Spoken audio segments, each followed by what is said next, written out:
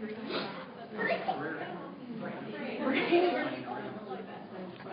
we just happen to have the same, making that up. If 3 people are not, two for each one of your circles.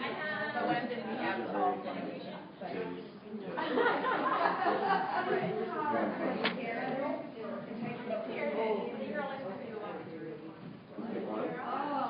I have fair 60 seconds.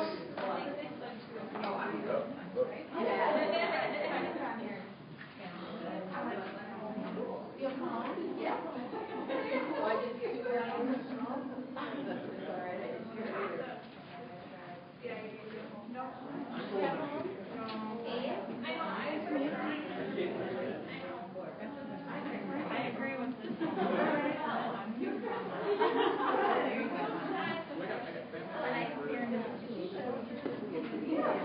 30 seconds.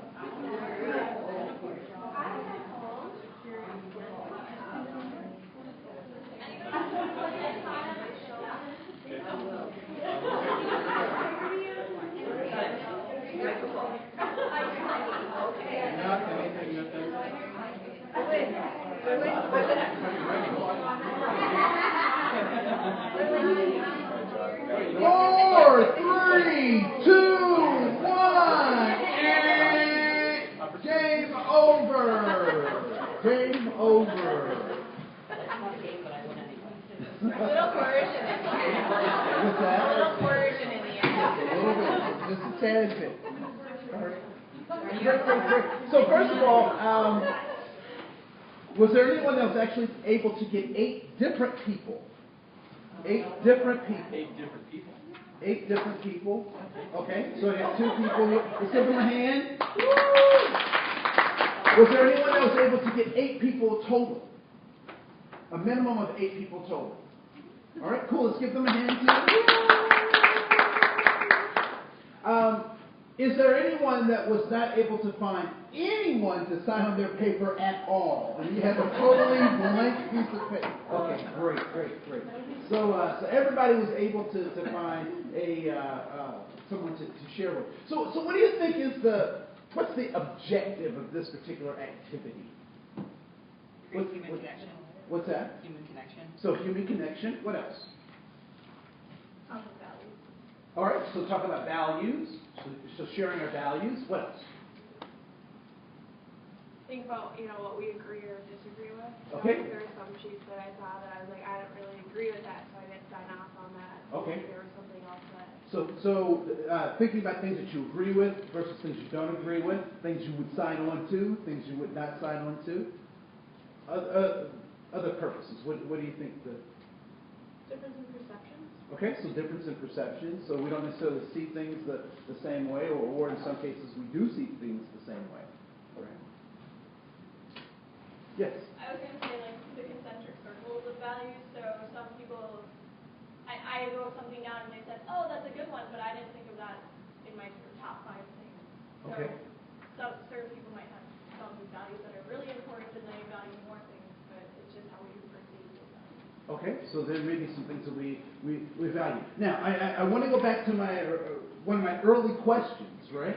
So there's no one that was not able to find someone to sign on their paper. Is that correct? Yeah. So what's the purpose of this activity? I'm going to stick with my answer. I don't know. Yeah, that's my final answer. What's the purpose? We're not the same. We're not? We're all connected.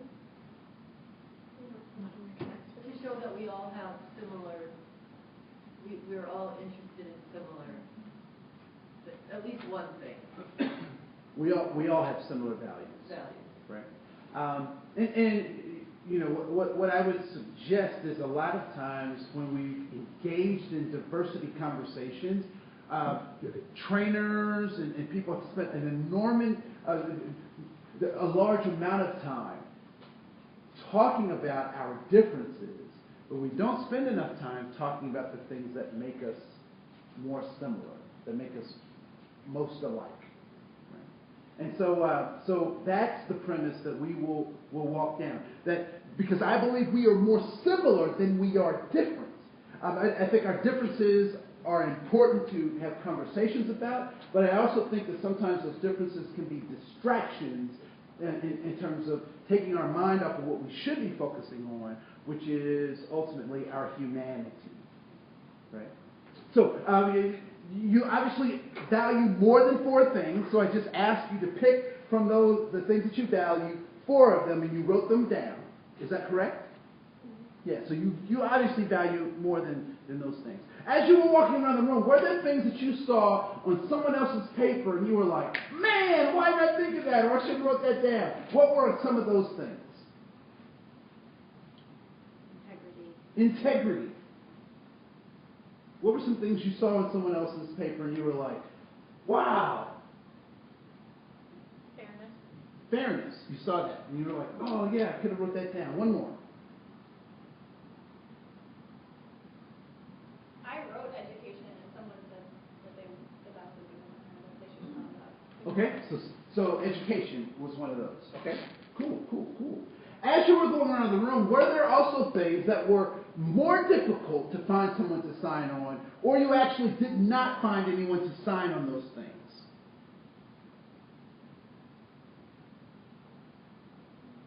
There weren't any things that were more difficult than others to find? Football! Like, not so much. That was one of my favorites. So please raise your hand if you value football, even if it wasn't written on your paper. If you value football, what's important? Sports. Okay, sports. All right, cool. Yeah, we're more alike than we are different. And I would submit to you that our differences are what I like to term obstacle illusions. Obstacle illusions. They are obstacles that keep us from having authentic relationships with one another. Right? And then, an example of an obstacle illusion is the concept of race.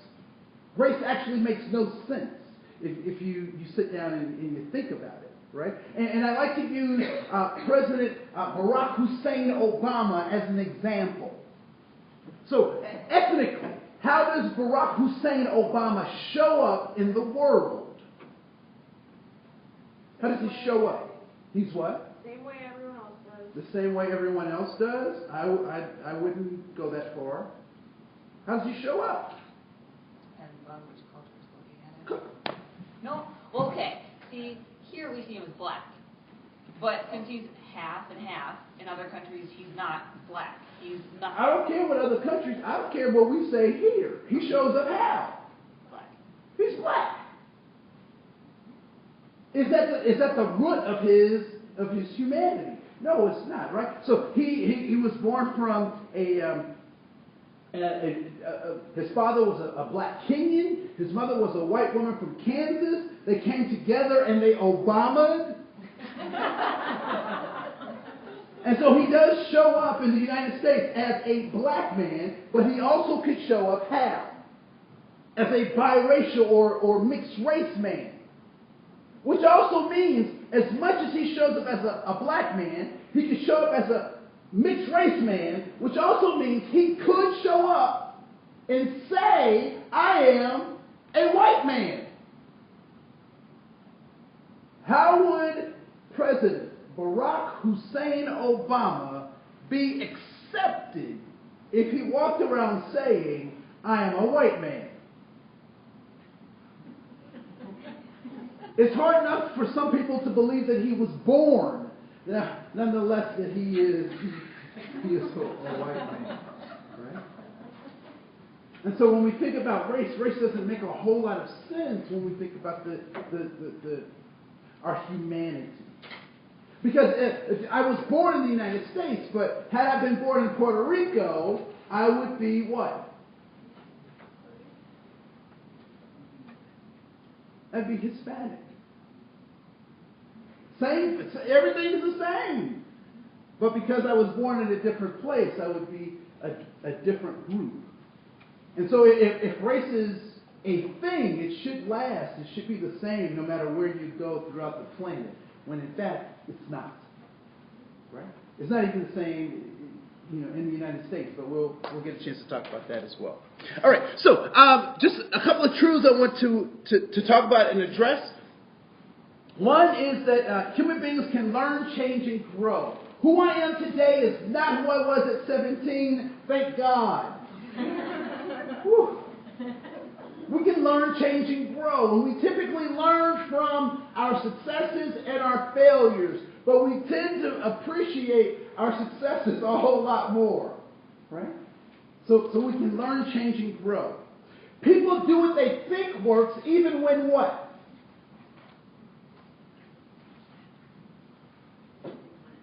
Even when it doesn't work.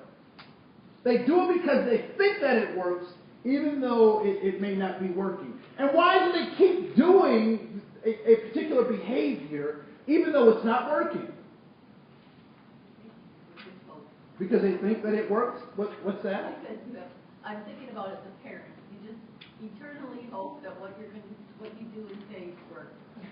You eternally hope that. Right? So I don't know if you've seen this in a grocery store or not, or in one of the discount stores. And there'll be a kid who's having some trouble because they want something but they don't have a job. So the kid is like, I want the thing, and the parent says, no, you don't have a job. And the kid, and the kid flops on the floor or screams. And anybody seen that in the grocery store? Okay, you've seen that, right? Why is the kid doing that? Because he thinks it's going to work. And it's what? Is it working?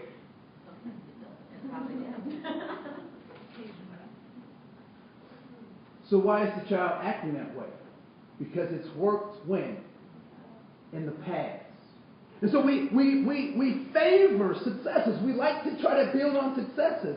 And so if the behavior has worked in the past, and I'm in a similar situation, I'm going to use that behavior, which also means that I'm looking forward to the next time I have an opportunity to use that behavior. So I've used it in the past, I'm using it in the present, and I will also try to use that behavior in my future. When will I change as the actor in this scenario? When will that child change?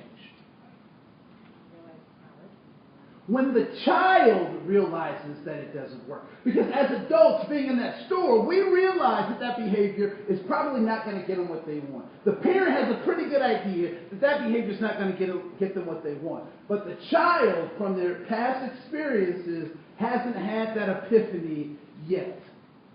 And sometimes that epiphany doesn't come to their 35, but at least it comes, right? At some point it comes. So, first, human beings can learn, change, and grow. People do what they think works even when it doesn't. And that all human behavior is goal-directed. I'm not a cynic, but I find it very difficult to believe in true altruism. That people do something just for somebody else because it's just good to do. I think a lot of people do stuff because it makes them feel good, which would not necessarily be true altruism. Right? So all human behavior is goal-directed. So people do something for some kind of end. Their behavior is trying to get them someplace. Lastly, attitude is a reaction to a goal. When have you been taught about an attitude? Anyone been accused of having an attitude? Anybody have an attitude right now? What's an attitude? A frame of mind. It's a frame of mind. Attitude. Is everything. Is everything. What do you mean by that? It's contagious. It's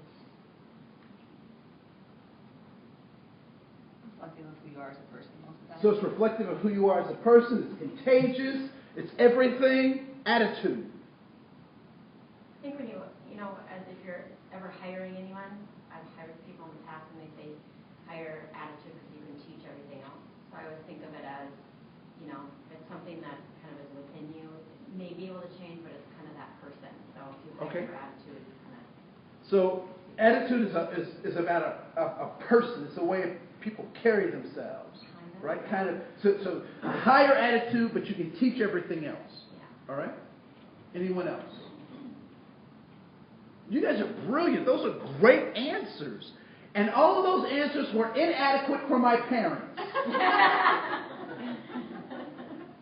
My parents grew up old school, right? And so, their parents raised them yelling, screaming, and spanking. And so my parents said, you know what? We're going to raise our kids differently. We're college educated, so we're going to use psychology and use all of all the things that we've learned, in our matriculation to raise our children. And when those things did not work, they went back to what they knew, which was yelling and screaming. It's restarting. Or a job. I don't need it anyway. They went back to yelling and screaming. And so my parents would say, like, crazy stuff. Like my dad would say, boy, you better fix your face. And so I would go. And then he'd send me to my room. Right? Well, my mother, she would just cut straight to it, and she'd say, boy. And I have to tell you, I thought my name was Boy for the first 10 years of my life. Right? She'd say, boy, go to your room till you get your act together. And I would say, yes, ma'am. And I'd be in my room. I'd get my act together. I'd step out into the hallway. To be or not to be. I spent a lot of time in my room. Because that's not what they were talking about in terms of attitude. And it took me a long time to figure it out. And so I'm 17. And one of the things you have to know about me is that I grew up in the church. My dad was my pastor. And so on Sunday, we would go to church from 7:30 a.m. to 11:30 p.m. We stopped at 3 o'clock for chicken, not because we're black, but because chicken is delicious. So church on Sunday all day. Friday night, I asked my dad for the card because my dad loves me. What does he say? What does he say? Oh, he loves me, yes. So I get the car, I'm hanging out with my friends. I'm hanging out with my friends. I fill the car up with gas. I come home before curfew. And my dad says I have what kind of an attitude? What kind of attitude does my dad say I have? I have a good attitude. And I would say the same about my father. So Friday night, my dad and I are cool. We're doing great. Sunday, my best friend Dexter calls me at noon and says, Andre, can you pick me up for the movies?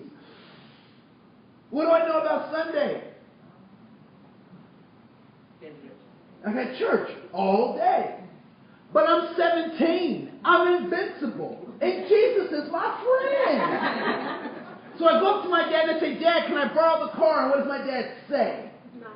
Not only does he say no, but he gives me a sermon about how I'm leading people to hell. In my household, the worst consequence for anything was hell. Didn't do the dishes? Going to hell. Didn't make up the bed? Going to hell. And you can either go to hell on your own or he would show you the way. So as a result of that interaction with my father, I would say that he had what kind of an attitude? A bad attitude. What would he then say about my attitude? That it is also a bad attitude. Friday night we're cool. Sunday we're not. What determines an attitude? Your response to a situation. Your environment. It's a perception. Context. Let's bring it home a little closer. How many people have teenagers in your life? A son, daughter, niece, nephew, cousin, teenagers, right? Has this ever played out with a teenager? the teenager goes up to an adult in a way that's not normal for the teenager, right? And they come up and they say, dear kind adult, may I please go to Cindy Whitworth's party? It starts in 5 minutes, right? And the adult is standing there listening to this, and they're like, wait a minute, you were just fighting with your brothers and sisters. You got a C on your report card, and your room is a mess. No, you can't go to Cindy's party. What happens to the teenager? They pout. They start pouting, right? They transform into some kind of gargoyle monster thing that gains 5,000 pounds, and they're walking around the house. And then they close the door like they own something. Right?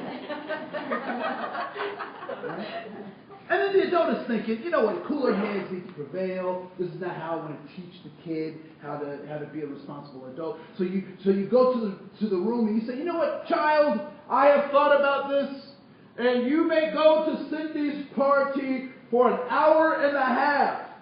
And then afterwards we will take care of other things. We'll do chores. The gargoyle monster happens. What happens when the adult goes to the door and says all that stuff? What happens to the gargoyle monster? It all melts off and they become like an angel. Right? So it all melts off, and they at the least, they want to have a face-to-face conversation with you. Right? This is the point that you get the Facebook password. Just so you know. Okay. Right? So the attitude of the child changes. Why? They got what they want. They got what they wanted. See, all too often with attitudes, we've gotten to a point where we get caught up in people's attitudes because they're trying to distract us from something else. See, one of the things I would do with my parents is that we had a rule in my house. And the rule was that you do not talk back to the parents. So they tell you to do something, and you do it. So I knew the rule. So my dad said, Andre, take out the trash. And I said, why do I have to take out the trash? What did I just do? I talked back, which meant what? I broke the rule. So now my parents are talking with me about the rule. And because I know the rule and they know the rule, I keep playing it until they send me to my room. And from a kid's perspective, who won? You just because you didn't have to take out the trash. I won because I did not have to take out the trash. So when we talk, all too often our employees, students, employees, sometimes they will kick up all this dust because they don't want us to focus on what the goal is. So if someone has a bad attitude, what do I know about them? That they're not reaching their goal. Because people with good attitudes have their goals in hand. And all too often people are trying to get us to circumvent what we're doing because they don't want to do what we're asking them to do. They don't want to focus on the goal. So they say, let's focus on all this other stuff. Right? So there's that. And so what are humans' goals ultimately? What is the nature of humans' goals? It is that they want safety, significance, and belonging. Safety, significance, and belonging. Abraham Maslow talks about 5 or 7, depending on what model you use. I like using Alfred Adler's human motivation, that we're motivated by those 3 things. And significance basically says that I'm a person with purpose and power. I was born for a reason and to serve a purpose. Whether it's a purpose or a reason that comes to me from the universe or that I decide myself. But I'm here for a purpose and for a reason. And when I worked with middle school students and they would suffer from quote-unquote low self-esteem, and they would say, things like, I'm a loser and I can't do this, that, or the other thing, I would just point out to them that they were born a winner. Because out of all of the pieces of matter that left their father, that met the mother's egg, they are the one. So they won once. So they can win again. Right? And so when we think about that significance, we have to help people remind themselves that they have some significance. Belonging says that I'm in relationships with other people who understand my significance or my purpose for being. And so I'm in relationship with those folks. And then safety says that I'm in physical, emotional, mental, and spiritual safe networks that allow me to expand on my significance and have my relationships. And so safety, significance, and belonging becomes extremely important. On page 3, there are those two guys that are in the background. And those are dinosaurs. Why are dinosaurs no longer with us? Why are dinosaurs no longer with us? Evolution. Evolution? All right, what about evolution? Over time, their genes weren't as useful, and so it transformed into something else. Okay, so their genes weren't as useful. What else? What else happened? A series of unfortunate events. A series of an unimportant... Right? So what in particular happened? Climate change. The climate change, right?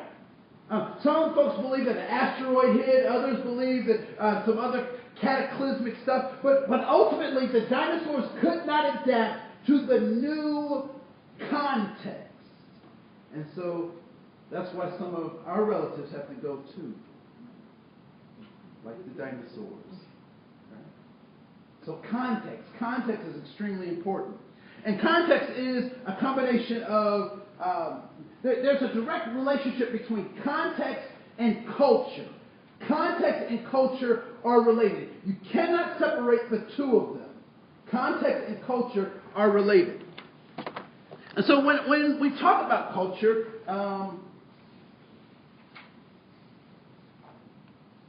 I like to use this example.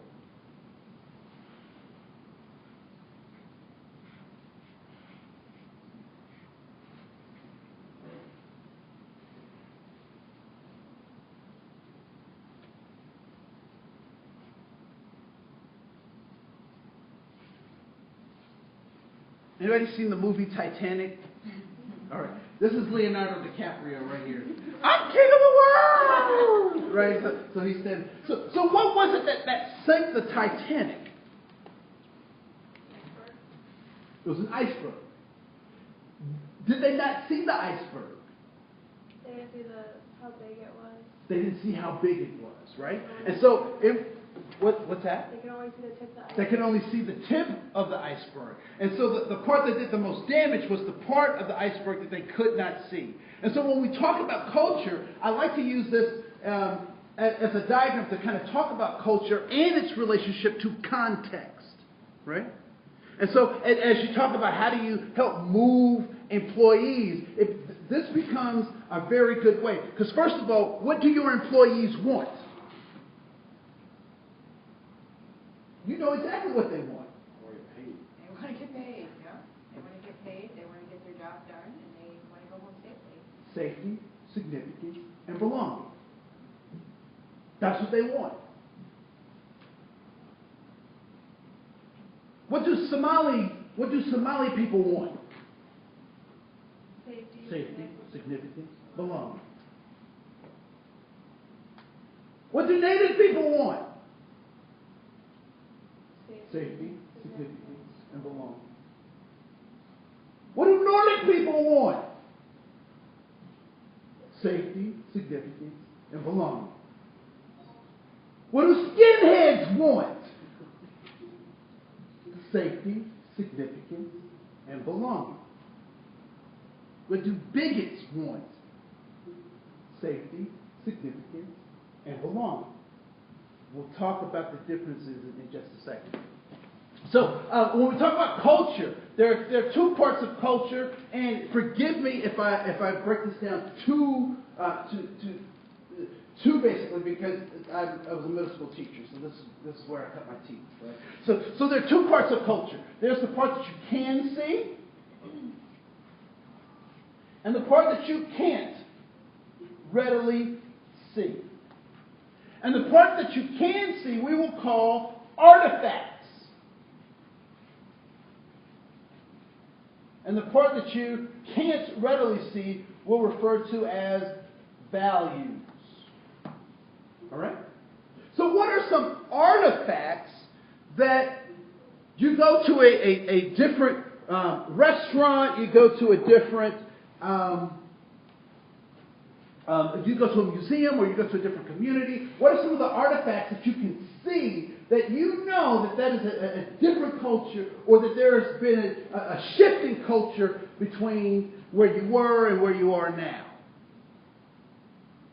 What are some of the things? Architecture. So architecture. Or, yes. Just dress. All right, the way people dress. What was that? Cleanliness. Cleanliness. All right. What else? Language. Language. They ate and how they ate. How they what? How they ate, bowls and utensils. Okay.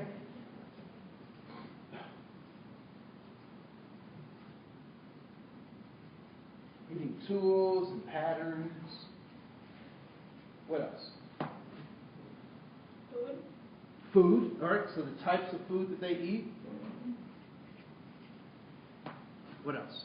Artifacts. Weapons. Weapons. Okay.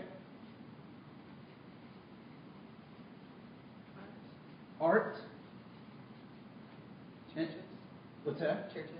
So churches, or temples, or mosques. Homes. What's that? Their homes. Okay, the homes, houses, homes. I'd say music, dance, Usage of space. use of space. Right? So these are all things, and this isn't everything about a culture, right? But these are certainly artifacts that we can see about cultures, right? So let's talk about some things, some value-related things that we can't necessarily see unless we're a part of that culture. For the women in here, there are some things about being women that in the women's culture, most of us men will not necessarily have access to. Right? Unless we're in a deep relationship with a female, a sister or a mother. There are certain ways that women operate in the world that as men we wouldn't know unless we had a deep relationship with a woman. So what are some of the things in terms of culture that we would not necessarily know unless we're a part of that culture? Family dynamics. Okay, so family dynamics.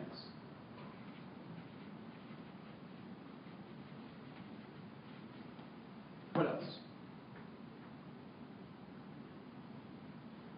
Stigmas that come with having an opinion. All right. I'm going to say stigmas. I'm going to say taboos. Right? The things we don't talk about in our culture. What else? Acceptance. Okay. What do you mean by that? Acceptance. Women might not be accepted everywhere. Or, Okay. Clicks could happen. Okay. So maybe gender roles as well. Past experience. Past experiences. Okay. So maybe cultural history is something they share. I would say relationship with God or spirituality, or no relationship with God or spirituality. I'd say life, the meaning of life and death. What time means. Some cultures believe in being on time. Some cultures believe in being in time. Right? We put family dynamics. Anything else? Meaning making. Meaning making. Right? So how things become important, or the methods that people use to make things important. Now, one of the things that we have to recognize is that the parts that we can see about a culture are the physical manifestations of the values. This is all physical manifestation of the values. Now, the interesting thing that happens in popular culture is that in popular culture, they try to disconnect the values from the things that we can see, and then these things become stereotypes. Have you ever thought about a stereotype and said, well, it seems true. I mean, part of that seems true, but I can't think that way. That's wrong, right? What has happened is that people have taken the things that they can see and they've disconnected it from the values. And so you end up, when you disconnect the things you can see from the values, you end up with Pat Boone. Most of you guys do not know who Pat Boone is, which is okay, because he was reincarnated as Robin Thicke. True. What was the song he did? Blurred Lines. Blurred Lines that he stole from Marvin Gaye. I don't care what he says, he stole that from Marvin Gaye, and he smoothed it out so it was. Anyway, so and that's what Pat Boone did. Pat Boone did very much the same thing with Little Richard's song Tutti Frutti, right?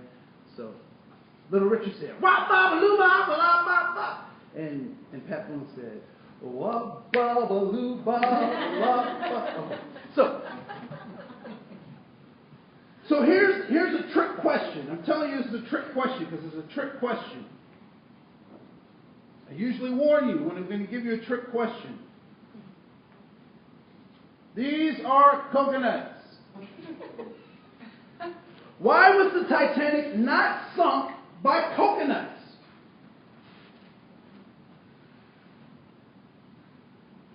Coconuts do not rise in the ocean. Coconuts don't rise in the ocean. I've seen coconuts floating. They were formed from the ocean. They're too small. Well, let's say these were giant coconuts. All right. Why was the Titanic not sunk by coconuts, by giant coconuts? Because it was sunk by an iceberg. Because it was sunk by an iceberg. But why an iceberg? Because it was there. It was where? In the ocean. Context. You cannot find coconuts in the Arctic Circle. But you can find icebergs. So context becomes extremely important when we start talking about cultures. So let's do.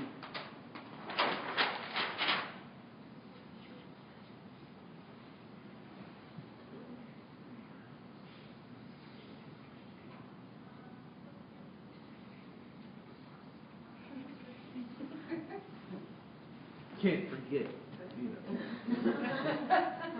So context is extremely important. So let's say I have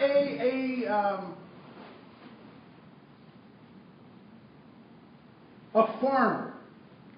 That's almost Montana. I have a farmer from North Dakota. I have a farmer from North Dakota. You say it like that? We try not to? Okay, because that's how we say it in Minnesota. We say North Dakota. So I have a farmer from North Dakota. Anybody been around farmers? Do you know anything about farming? All right, cool. Is there a certain kind of intelligence that farmers have to be successful? All right. What kinds of things must a farmer know to be successful at farming? Yes. Well, it depends on if they have animals or just.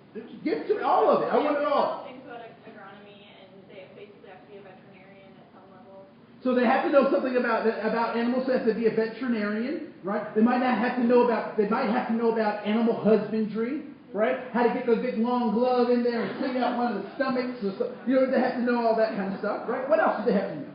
Technology. They have to know technology. Example. They have to learn how to run their GPS systems in their tractors. They have to learn how to run their GPS systems in their tractors so that they stay right on line, right? And they can actually get the tractors to run so close to line that they couldn't do it by hand, that the computers have to do it that finely, right? What else? So we got computers, we've got veterinary medicine. What else? Weather. They have to understand the weather, right? When to plant, when not to plant. What else do they have to recognize or know? Gambling. What's that? Gambling. Gambling? Being a farmer is huge gambling. Oh, okay, yeah. It's like, she's saying that the whole marketing of being a farmer is a gamble. Not that you gamble as a farmer. There was another voice. I said marketing, like if you're going to plant soybeans versus corn, what's selling today versus. Yeah, you have to understand the market, right? So what products can I produce that will be marketable? They also have to know about chemistry, right? Whether I'm going to be an organic farmer or a Monsanto licensed farmer. Whether I'm going to use, chemicals in my plants and all that kind of stuff. And so that sounds pretty sophisticated to me. But what would happen if that farmer was dropped off in New York? What would the New Yorker say about that farmer? That he's unsophisticated. What else might they say about the farmer? Not intelligent. That he's not intelligent. Uneducated. That he's uneducated.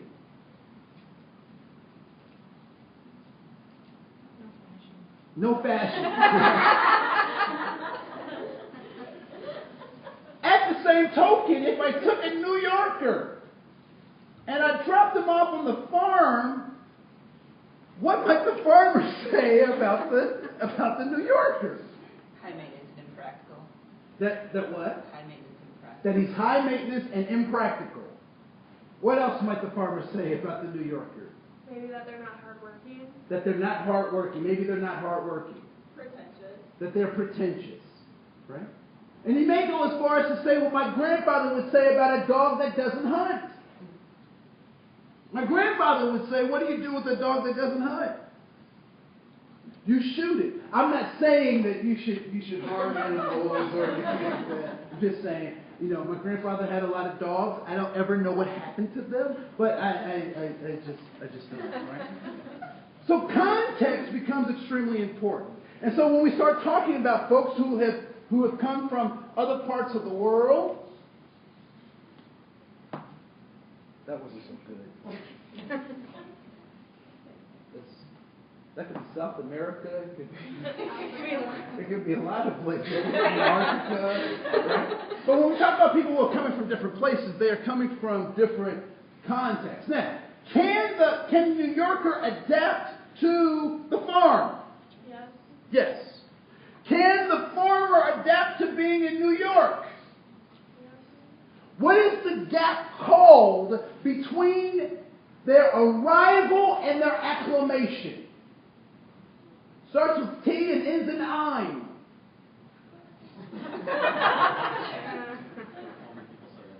Time, right? Time. And so typically what we don't give people is enough time to acclimate to our environment. And I would imagine that most of our great-great-grandparents who came to this country did not speak English as their dominant language. But at some point, they did. It took time, right? So context is extremely important. Context is extremely important. So let's turn over to page 4. Context is important. The preamble of the Constitution reads as such: "We, the people of the United States, in order to form a more perfect union, establish." You were like an elementary teacher, right? Yes. So could you sing this? No. Like with no. No. There's a song. Yeah. I don't know. It's like we the people in order to form a more perfect. Oh, you're talking about Schoolhouse Yeah. Rock. Yeah. Yes. Yes, I can. Not because I was a teacher, but because I was a kid. College campuses drive me crazy because they just keep getting younger every time I go. No, I'm not singing it, by the way. Thank you. That was good. I need to remember I can do that. We, the people of the United States, in order to form a more perfect union, establish justice, ensure domestic tranquility, provide for the common defense, promote the general welfare, and secure the blessings of liberty to ourselves and our posterity. We do ordain and establish this Constitution for the United States of America. And that song just keeps running through my head now. Thank you so much. The Declaration of Independence, paragraph 2. We hold these truths to be self-evident, that all men are created equal, that they are endowed by their Creator with certain inalienable rights, that among these rights are life, liberty, and the pursuit of happiness. Mine eyes have seen the glory of the coming of His truth is... Okay, so if your heart doesn't pump, you don't get... Your adrenaline doesn't start pumping, you need to go see a doctor. Right? Because when I read those words, I get really enthusiastic. I get really excited. And it's so funny because people will say to me, Andre, when they wrote those words down, they weren't talking about people like you. And I just simply say to those folks that if they did not want me to hold them accountable to these words, they should have never written them down, and they should have never allowed me to learn how to read. Because I'm going to hold the United States to these sacred words. One of the things that I love about the United States was that there were lots of people who were not happy with the election of President Barack Hussein Obama. There were people who were really upset about it. But what did not happen? What didn't happen? Impeachment. There was no impeachment. There was no mass rioting in the streets. There was no overthrow of the government. Because as Americans, we believe in the Constitution of the United States. And we say, you know what? We lost this one this time. We'll get you on the backside. We'll get you next time. We'll come back and we'll try it again. And so that's the greatness of our country. And like your relatives, because I love this country so much, I get a chance to talk about her. So I can say stuff about our country that I dare somebody who doesn't vote or pay taxes to say about my country. And so when we start looking at our country, 1863, what happens in 1863? What happens?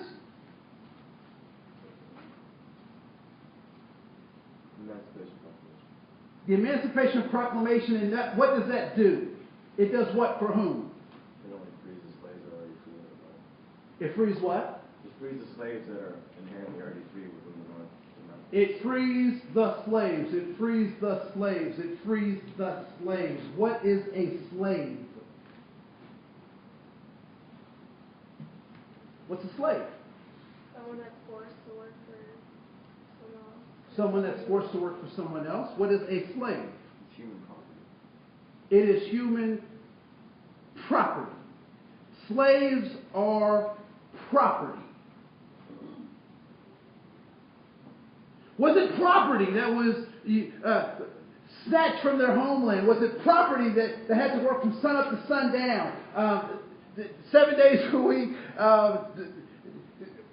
for their whole lives? Was that property? Was it property? No. These were human beings who had hopes and dreams, who had love for other folks, who had families, who wanted things for themselves, and the system of slavery dashed those hopes. So from now on, we cannot say that these were slaves, but these were people in the system of slavery. People in the system of slavery. People first language. People first language. 1920, August 18th, what happens? The 19th Amendment gets signed, giving what to whom? Women the right to vote. Hear me roar. So women have the right to be a participant in this great democracy, to help wield their own destiny.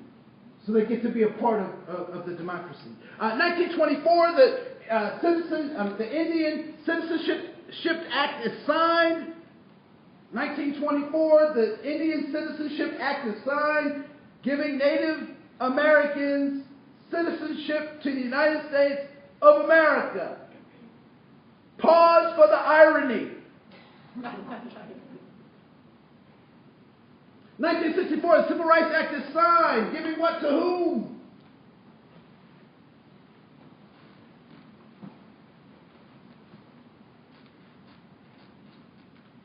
'64 gives what to whom?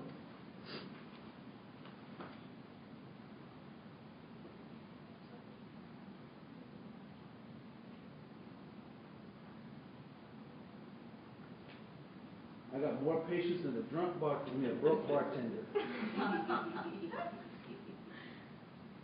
What does 64 do? Supposedly gives civil liberties to persons of color, specifically the African American population. It gives equal access to everybody. To everybody. Guarantees it. It outlaws this thing called segregation. We have this American version of apartheid that we affectionately call, or infectionately call, Jim Crow segregation. So it outlawed that. And it also gave a legal device by which we can hold people accountable to their behavior. And it identified discrimination. It gave discrimination a legal term by which we can now measure. Right? So it outlawed segregation and it defined discrimination. That's going to be important as we come back to that. 1978, the Native American Freedom of Religion Act is signed, giving Native Americans the right to worship how they will. We don't even need to talk about that, do we? Right? And then 1990, the Americans with Disabilities Act does what for whom?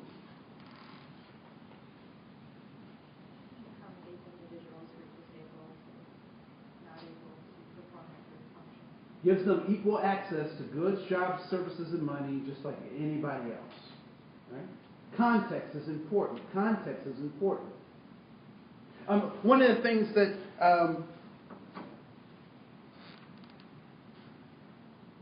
let's do this. So context is important. I'm going to come back to some other things in just a second. On page 5, there's a circle in page 5 that I want to draw your attention to. And so let's say that this circle is the circle of all human knowledge. Okay, it's a little melodramatic. Let's say this is the pie of all information, right? What I'd like for you to do is I'd like for you to cut yourself a slice of pie the size of what you know of everything there is to know. So cut yourself a slice of pie the size of what you know of everything there is to know.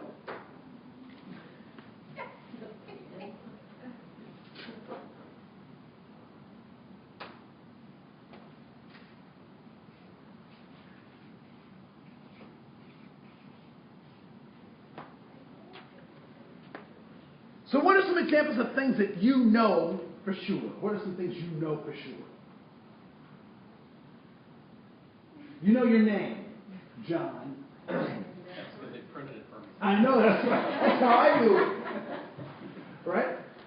So you know your name. What else do you know?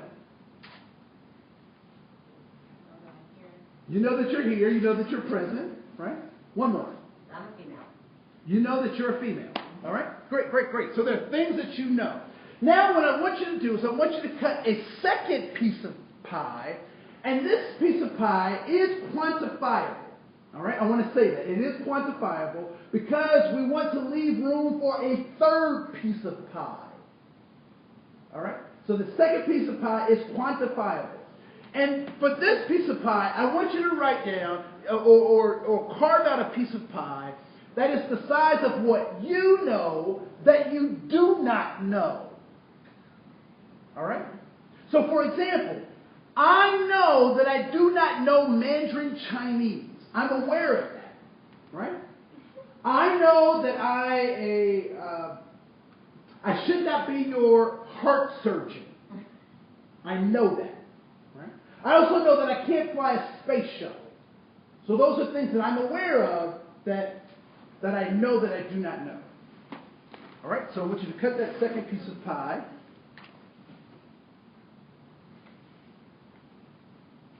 Total number of pies that we get to. What's that? What's the total number that we're working with? 100%. How many examples do you have? We're going to just cut it into three pieces. Three. Yep, just three pieces.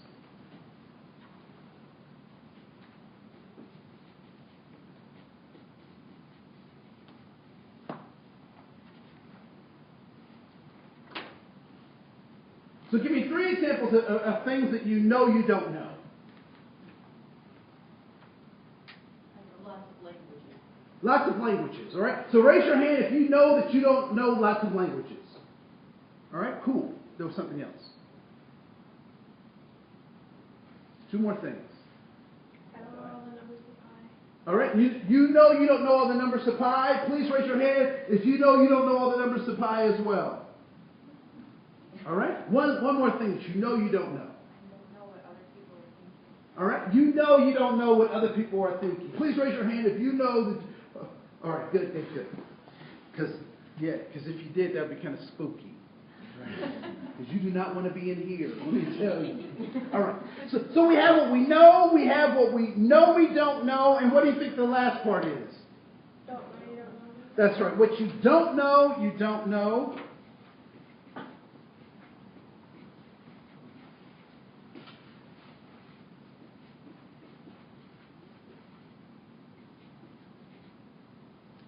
Or I like to refer to this as my blind spot. And it's so funny, I did this once and somebody said, "Hey, you got that from Donald Rumsfeld." I said, "You could use it for evil or for good, you decide." All right? And so I have what I know I don't know, and then I have what I don't know, or my blind spot. Right? So as you were growing up, whose responsibility was it to acclimate you to your society? Who had the primary job of acclimating you to your society? Caregivers. Your caregivers or your parents, right? Your caregivers or parents. So you have what you know you don't know, and you have your blind spots. Did your parents have a space that they knew, and they had some things that they knew they didn't know, and did they also have some blind spots? Mm-hmm. All right? Is it possible that your parents gave you what they had? Is that possible? Right? Where do you think your parents got what they gave you? From their parents. And where do you think your grandparents got what they gave your parents to give you? I don't know if you've ever done this, but I've made the mistake of doing this because particularly when I was in college, I couldn't afford all the books, and so what I would do is I would make a copy of somebody else's copy of the book. Now, I don't know if you've ever experienced this, but if you make a copy of a copy of a copy of a copy of a copy, by the time you get to the fifth generation, does that copy look like the original? No. And so what we call this whole thing, this what we know we don't know, we might call this a paradigm. So your parents gave you their paradigm, their way of looking at the world. And where did they get theirs? From their parents. Now, what would you say to someone that you invited to a dinner party and they were asked to bring the dessert, to bring the pie, and they brought a pie where the majority of the pie was already eaten? Would you invite them to bring the pie next time? Probably not, right? What's that? To bring the rest of it. You invite them to bring the rest of it next time, right? Yeah. This reminds me of a story. There was 3 generations of women cooking a holiday meal, and let's say that the meal was a ham. All right. So 3 generations of women cooking a ham, and many of you have probably heard this story before. There's the granddaughter, there's the mother, and then there's the grandmother. And so the mother is in there just hacking this ham up. I mean, it's a bone-in ham, and she's just sawing at the meat. And the daughter's like, Mom, what are you doing? You're butchering that ham. And the mother's like, I gotta cut this ham in half. And the daughter's like, why do you have to cut the ham in half? And the mother says, I have to cut the ham in half so that the juices can flow and it'll be tender and all this kind of stuff. And the daughter's like, Mom, that's hooey, because I just Googled that. So the daughter is frustrating the mom, and the mom says, you know what? Just go ask your grandmother why I'm cutting the ham in half. And so the daughter goes into the living room and asks the grandmother, and she said, Grandma, Mom is in there butchering that ham, and she told me to ask you why. She was like, no, she is not cutting that ham. She said, yes, she's cutting the ham. She was like, no, she is not. She said, yes, she is cutting the ham. She said, Mom, Grandma, why is she cutting the ham? Because my pan was too small, my pan was too small, so I needed to put the ham for the... So the grandmother used to cut the ham because her pan was too small. And now the mother's doing it because she saw the grandmother doing it, but the context has changed. And so some of us may have relatives that refer to Brazil nuts by another name.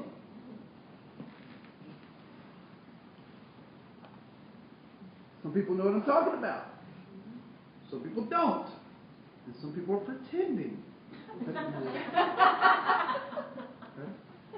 So, for folks who aren't familiar with that, Brazil nuts are these little wedge nuts that have a hard wooden shell, and they were often referred to, particularly by the greatest generation, as nigger toes. That's how they would describe those. For those of us who have relatives or have heard people refer to that way, what do we say to them? What do we say to those folks?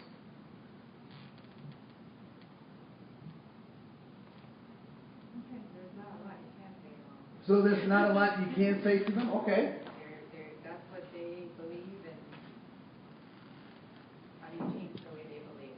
That's what they believe. You can't change what they believe. What do we say to those folks?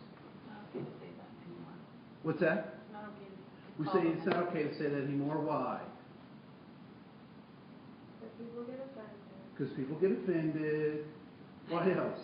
I was going to say, I think that when you're talking to someone who obviously isn't with the mind that they're going to change their mind, the most powerful thing you can do is ask them questions, so at least they think of it in a different context. Okay. So you can ask people questions. So maybe you won't convince them, but you at least make them see it in a different light, and you can plant a seed. Okay. Cool. We'll talk about what you do to that, because you can't change it. You might not want to do what needs to be done to change it, but that's a whole other conversation too, right? So paradigm. So we operate with it, and if we don't question the paradigm that was given to us, we will perpetuate that whole system. If you turn to page 6, just real quick, you'll see that cycle of socialization. I get my paradigm in my early years. And in that paradigm, I get missing history, I get biased history, I get the folks' paradigm, right? And then they teach me how to act in society. So I get socialized to act in the society. And then the cycle, those things that I was taught, get reinforced by the government, by the educational system, and the media. Until I have internalized it, until I believe it as truth for myself. And then I collude. If I'm not conscious, I collude with that stuff. And so I become an advocate. I teach other people this stuff. And it becomes my mantra. at some point I have a truth before I get into institutions, because once things get institutionalized, then that goes on to the next generation and the cycle continues unless we make a choice to do something different. All right? So let's turn back to page 5. So one of the things that is also important for us to realize is that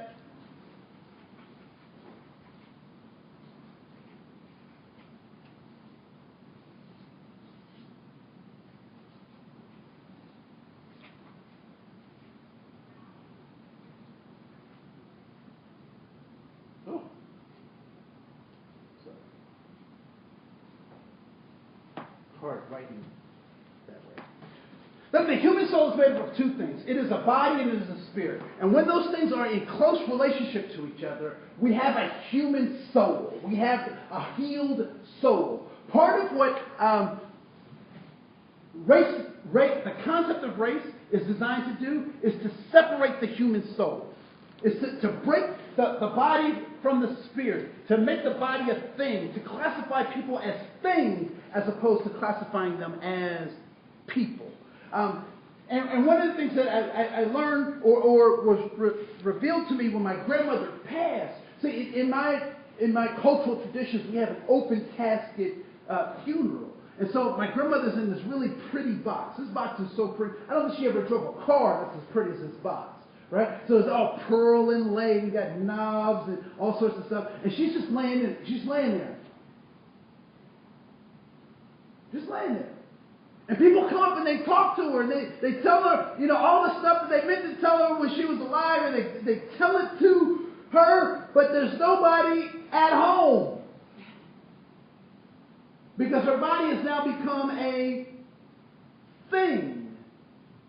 Because her spirit's not there. And then we had this thing called the repast dinner. So everybody brings, food and stuff to my grandmother's house, and we're sitting there, we're looking at pictures, we're telling stories, and it feels as though my grandmother is there, but her spirit is powerless. It's got less power than it did when it was connected to her body. And so if we can crack this human soul, we make space for something that I like to call the void. And there's a little monster waiting for that void between the body and the spirit to crack open. And the little monster that's waiting for the crack between the body and the spirit is called free market capitalism. Free market capitalism. I don't know if you've ever noticed, but I've never seen a commercial that made me feel good about myself. Except for the herpes commercials. They are living life. They're like, what? They're bungee jumping and all sorts of stuff, right? Is it William Seymour Hoffman? Is that his name? Philip Seymour Hoffman. Excellent actor. Loaded. Great life. Hole in his soul. Elvis, Janis Joplin, Michael Jackson, Tupac. Holes in their soul.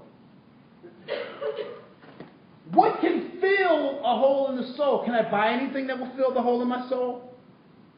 No. Can I drink enough to fill a hole in my soul? Can I have enough relationships with people to fill a hole in my soul? I can't buy enough stuff to fill a hole in my soul. The only thing that fills a hole in your soul is the relationship between these two things. And it's my belief that these obstacle illusions are designed to break the human soul. And so when we talk about this idea of historical trauma, how many people have been familiar with or have heard that term of historical trauma, particularly as it relates to Native Americans? Anyone? All right. So can you tell me a little bit about historical trauma?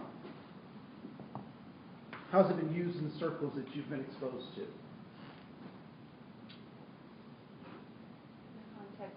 Understanding genocide.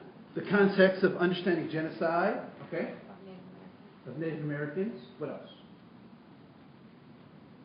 I worked for the Medical Nation in Washington, D.C. for a while, and one of the big initiatives of the government while I worked for them to kind of break the cycle of alcoholism and to understand how that happened and the trauma of how they fell into alcoholism and how they pass that down to their children to the point where it is almost part of the culture. Okay. Cool. Anyone had something stolen from you? I mean, significant. Anyone? What have you had that was stolen that was significant? Yes, sir. My language. Your luggage. No, my language. Oh, your language. Okay. So I'm Gen 1 refugee. Okay. Direct byproduct from Vietnam War. Okay. So I am fluent verbally, but I'm illiterate in the language of law. So having language stolen. Anyone else has something?